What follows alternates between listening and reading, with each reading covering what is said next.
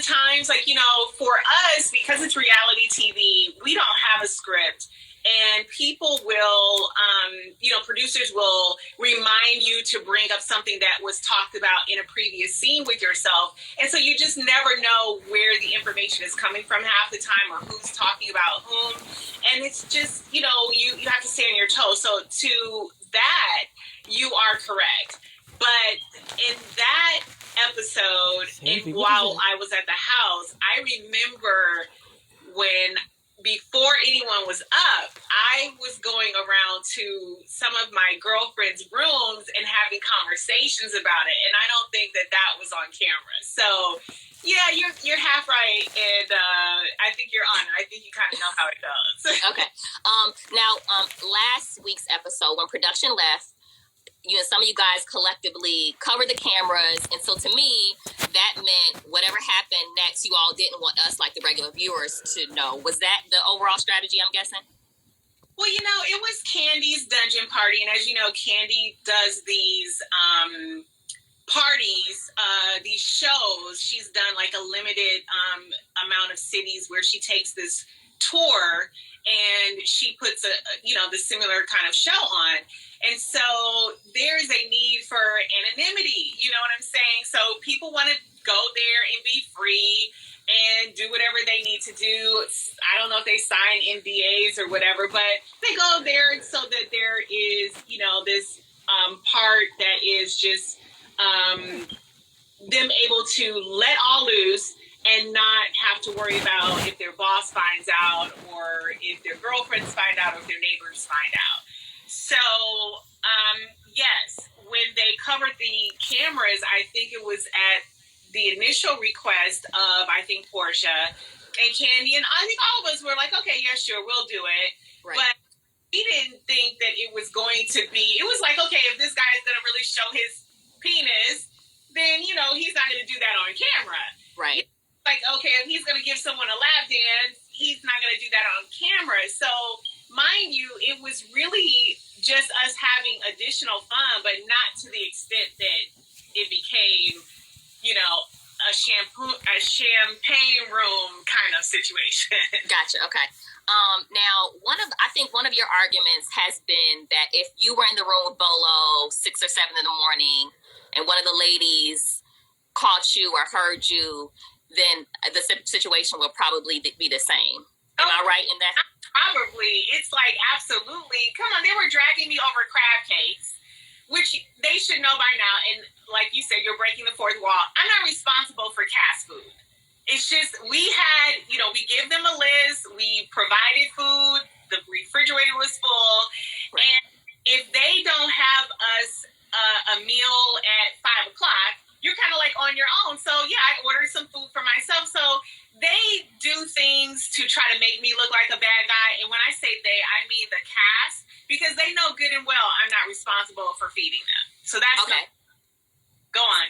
Okay, so I thought whoever planned the trip was responsible, like, for everything, but like logistics and stuff like that.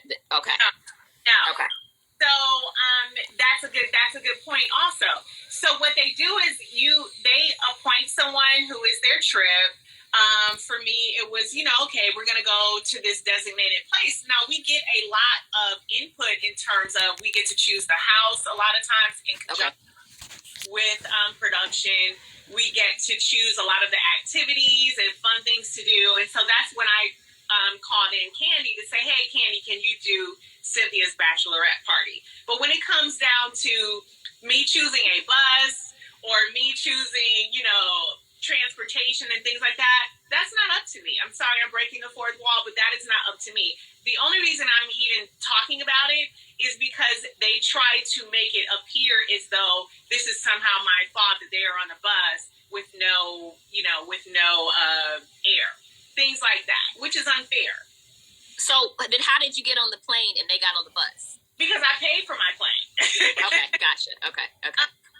Without going into too much detail, I chartered my own plane because I had to bring not only myself, but my nanny, my child.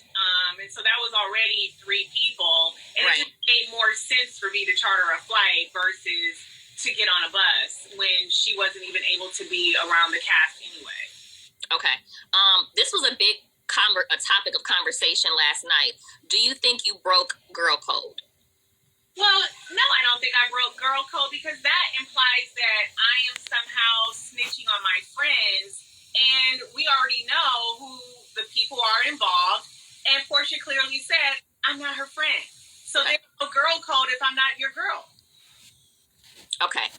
Well, this leads me to my next question. If it was Cynthia that you heard with Bolo, or if it was Candy, would your reaction have been the same? Would you still have investigated? I'm not saying Candy or Cynthia would have done this, but I'm just asking, if you heard Cynthia or you heard Candy or someone that you were close with, would you still, your approach been the same?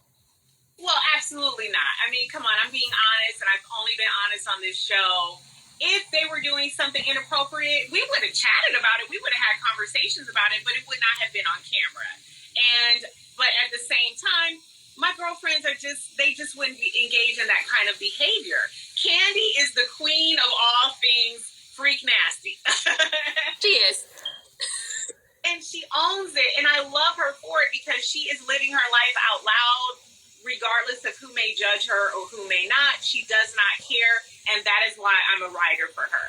She orchestrated the entire night, yet she did not engage in any of that behavior, because number one, she's married, and whatever their rules are, she definitely honors her husband.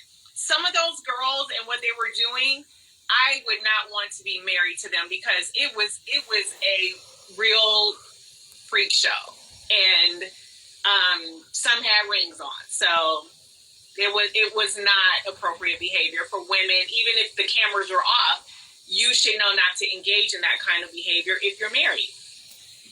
Well, that's, everyone has different. Go ahead. I'm sorry. Go ahead. Or if you're engaged. So you think that some of their behavior was inappropriate if you're in a relationship, period, or engaged or married? Yeah, I mean, when you're getting banged out by a stripper, I think that's pretty inappropriate. But okay, hold on. When you say banged out, what do you mean? Do you mean like groping and like with clothes on, or you mean like? Oh, come on! You need to watch that episode again, because when certain people were talking about what they were doing, and then you could see through the outside window, that outside camera was showing them, bouncing up and down. They weren't bouncing up and down on the air. It was on someone else's body. There was so much contact and so much, it was shocking to me. It was actually shocking. Okay. I know, listen, my husband and I are having issues. I think everyone knows that. I would never put myself in a position where I'm letting a stripper bang his hard penis against my body like we were actually having sex. And that is a lot of what I saw. Okay. LaToya said that you were making fun night a problem. What's your response to that? I mean, she has a right to her opinion. I think a lot of the things that she didn't want people to know. So that is where all of this angst against me comes from, is because they wanted to take the party to another level. And listen, I'm going to protect my girl as much as I can, but they didn't want their business out. And if they didn't want their business out, I just feel like, well, then don't do it on a reality TV show where there are still cameras recording you, even if it's not video. There's sound, and like you saw, there were cameras outside that caught them. I guess overall, what was your issue with what you saw or their behavior, or mainly speaking about like Portia, Tanya, I guess LaToya, Drew? What was your issue with it? Okay, listen, if they want to call me an auntie, I'm going to go ahead and be their auntie, okay? Okay, auntie. Go ahead and take that title and run with it, honey. Because if they were, imagine if they had brought their children, okay? Would they still have done the things that they were doing if their children were there? And I just think it's kind of duplicitous behavior for them to cry that their children aren't on a trip, but yet, if your child was there, would you have been in the room with Bolo? You know what I mean? Like, would you have been doing all of the things that you were doing and engaging with various people if your child was there? So it's almost like, my grandmother used to always say, you have to behave in a way that's consistent if you are being watched in the public or behind closed doors. So, okay. Listen, a grown woman can do whatever a grown woman wants to do. Let's be clear about that. I'm not trying to judge people for what they're doing, but at the same time, don't lie on me. Okay, so don't talk about I'm lying and calling me all kind of names and coming after me, trying to play a victim and things like that, when it's clear what happened. You can tell me, you know what, it's none of your business. You can say, I had fun, that was the end of it. But when you cross that line, when you're saying that what I'm saying is a lie and what other people saw and heard are lies, then that's what I have a problem with. Don't call me a liar. I did not lie on you. If you want to make it be about that, that's your Olivia Poping the situation. But it is what it is. And that is, that's all I really have to say about it. Okay. Let's talk about your conversation with LaToya that you had last night. You said you had a crush on LaToya. That's number one. I was like, oh, that's cute. And also I wanted to ask, were you a little jealous of her kissing Portia? I wasn't jealous because I don't want her like that. She's my girlfriend. I think what I had the problem with is her behavior, because I think, I move a certain way. Okay. And I have people in your circle and that I trust. I've said to her many things about my family, about my child, about my situation. And so I'm allowing her to be privy to really personal information. And I feel like she should have that in a lockbox, and protect everything that I'm telling her, because she's my friend, or at least a brother. And when I saw her behaving that way, it really honestly just turned me off, because it wasn't just Portia. It was a lot of other people. She actually kissed Drew that night too. They were making out. Okay. Oh. So it wasn't just that. It's just like, okay, you're over here, then you're over here, then you're over here. The entire scene turned me off. So it wasn't just about one person. And further, I believe that when we were at dinner and the girls were attacking me, and I was really trying to really show my heart and to tell them what I've been through, because I'm very guarded. People know that. And this is the reason why I'm guarded, because they want to make me feel as though my feelings are not valid or my issues are not valid. And, oh, whatever, she's going to give you a sob story. But I'm actually sitting here telling you the difficulties that I've been living through. And I don't usually do that to people that I know don't really care for me. And when that happened, she didn't say a word. She didn't speak up for me. She didn't say, hey, this is, you guys don't know. Why are you guys coming at her like that? Give her a chance. Let her talk. It was crickets. So that's really, for me, what made it worse. That plus this, it just all added up to be like, that's not really you being a great friend. Okay, you expected her sort of to defend you. Of course. I mean, I think that's what any friend would do. And she didn't have a dog in the fight, really. Right. So she wasn't able to necessarily bring her children. But people know that I'm going through a divorce, so it's very difficult for me right now. And I don't have a village. And I don't have, don't be fake with me. Don't want to be my friend. Don't say that you're not my friend in one instance, and then when you get yourself in a precarious situation, somehow now all of a sudden it's girl code. It's just, it doesn't make any sense. It's a contradiction. It does not make any sense. Okay. Can we talk about Bolo for a second? I think you were the only one that was not impressed by his package. I'm a viewer. I was watching. They blurred a lot, so we couldn't really. Blurred a lot. So it was really that big? Oh yeah. I mean, they're naked pictures of him on the internet. So I mean, I'm sure you can find out. But yeah, he's very well, he's endowed for sure. Okay. Yeah, an anomaly for How much money do you think he made that night? Well, he at least made $4,000 in tips, and then I'm sure Candy is very generous, so I'm sure she paid him to be there, and what other tips he may have gotten on the side. Okay. Let's talk about Tanya for a bit. I think before the season aired, this story about this bachelorette party was everywhere, and I think there were reports that she quit after this. Did she film with you guys after this whole episode, or? Not at all. Not at all. Not one time. Not with Portia. Not with anyone else. Not one time. No.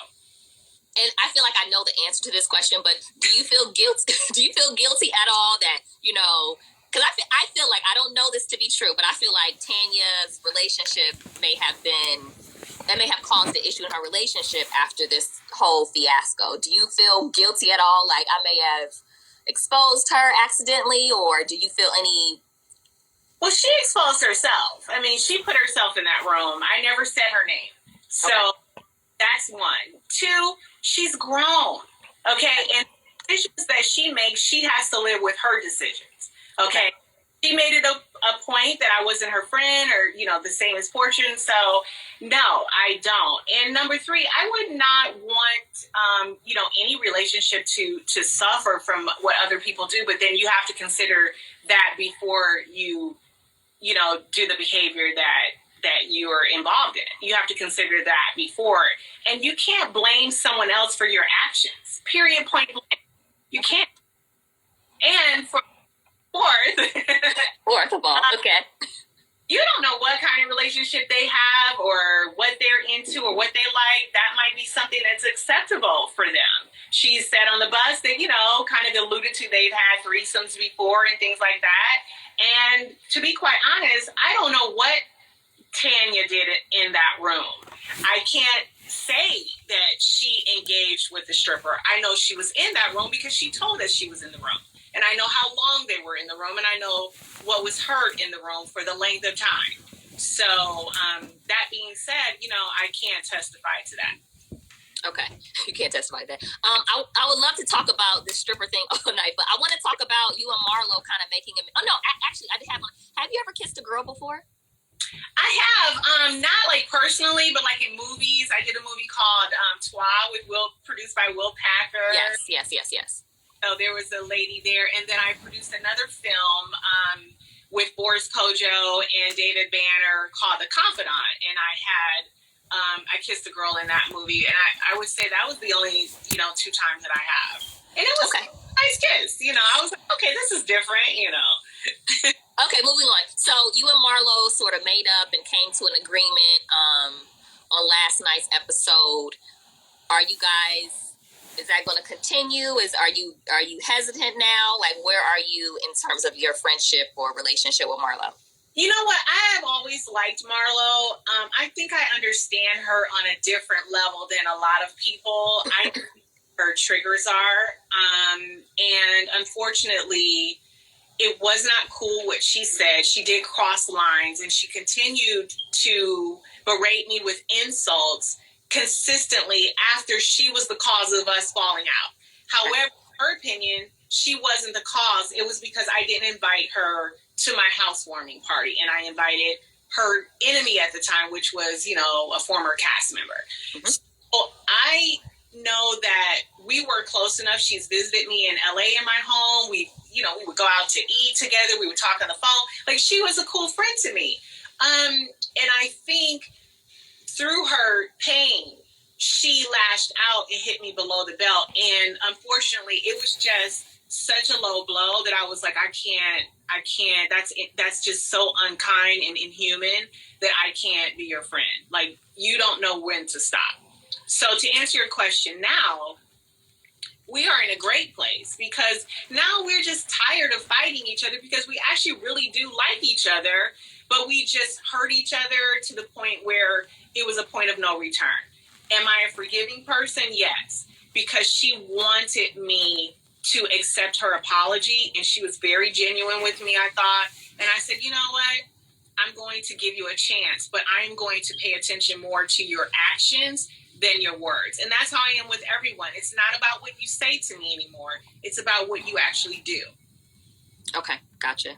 I want to ask you about Portia. And so you guys don't get along. And you both kind of, throw a little jabs here and there. Portia recently, it was a clip circulating where Portia was talking about your physical appearance, something about your face and your butt or something like that. What is your response to that? And do you think that you all will ever be at a place where you can just be, you know, not dislike each other so much? You know, I don't dislike Portia. I dislike her ways, and I dislike the fact that I was a genuine friend to her. I had supported her for years. I supported her when I was off the show and I was pregnant. I reached out to her. I did everything I could to support her as a mother. And even before then, I went to her play on the show. Like, we were definitely on a path to friendship. And in the beginning of the season before last, she said, "Oh, I'm just so protective of our friendship." And then she changed that. I didn't do anything to deserve it. I even promoted her baby special. So I was a real friend to her. And for me, it's what I do off camera. Forget about what you see on camera. It's the things that I would do to extend myself and be vulnerable with her, you know, off camera, which to me is